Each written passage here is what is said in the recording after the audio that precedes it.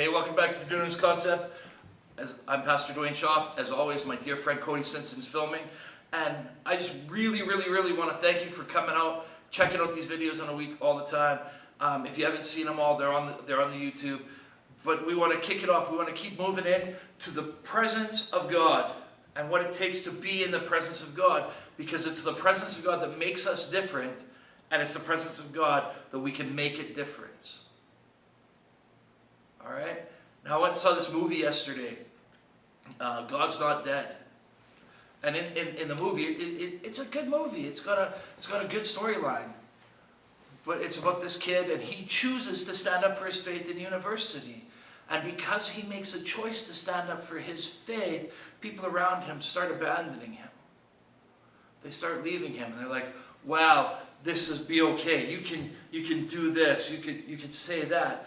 And what he's saying is, no, I'm choosing to believe in God, big G. Right?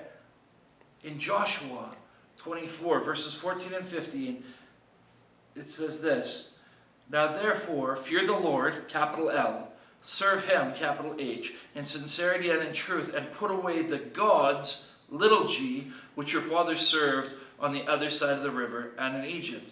Serve the Lord, capital L, and if it seems evil to you to serve the Lord, choose for yourselves this day whom you will serve. Whether the gods of your fathers served that were on the other side of the river, or the gods of the Amorites in whose land you dwell. But as for me and my house, we will serve the Lord." So that young man in the movie, like many other real-life young men at different universities across the United States, were called on by God to stand up and say, "No, you know what? I'm going to serve God. I'm going to serve God in a big way because his name is written with a big G. I'm not going to serve little g's. I'm not going to serve education. I'm not going to serve alcoholism. I'm not going to serve entrepreneurialism. I'm going to serve God. And if God calls me into business, I'm going to go into business with a servant mentality. I'm not going to go into business to become elevated. I'm going to go into business to elevate." And so this young man, he takes up the gauntlet of standing up for God, and everybody around him starts coming to him with the gods of his father's house, the gods his father served on the other side of the river. "Oh, you'll never get into law school if you do this. You'll never be successful if you do this. You're going to create academic suicide." All of those idols that we cherish here in North America, the good degree, the good job, the good paycheck, all of those immediate idols. If you're going to serve those, okay, but make your choice. And then people were coming with the gods of the land. The partying, the alcoholism, the sexuality, the pornography. And if you're going to choose those, okay, but make your choice. But this young man and several other young men and me, every day I cry out, I say, "God, give me the courage to choose you today." In Luke 9, it says, "If anyone desires to come after me, let him deny himself, take up his cross daily and follow me. For whoever desires to save his life will lose it, but whoever loses his life for my sake will save it. For what does it profit a man if he gains the whole world and is himself destroyed or lost?"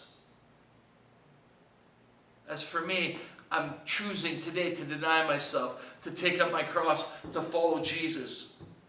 I'm choosing to let go of my past. All of the things that happened in my life, I could cling to them and I could say, "Oh, I'm doing this because of that." But what it's saying is if you choose today, if you don't want to serve that anymore, if you don't want to have control of your life, serve the Lord.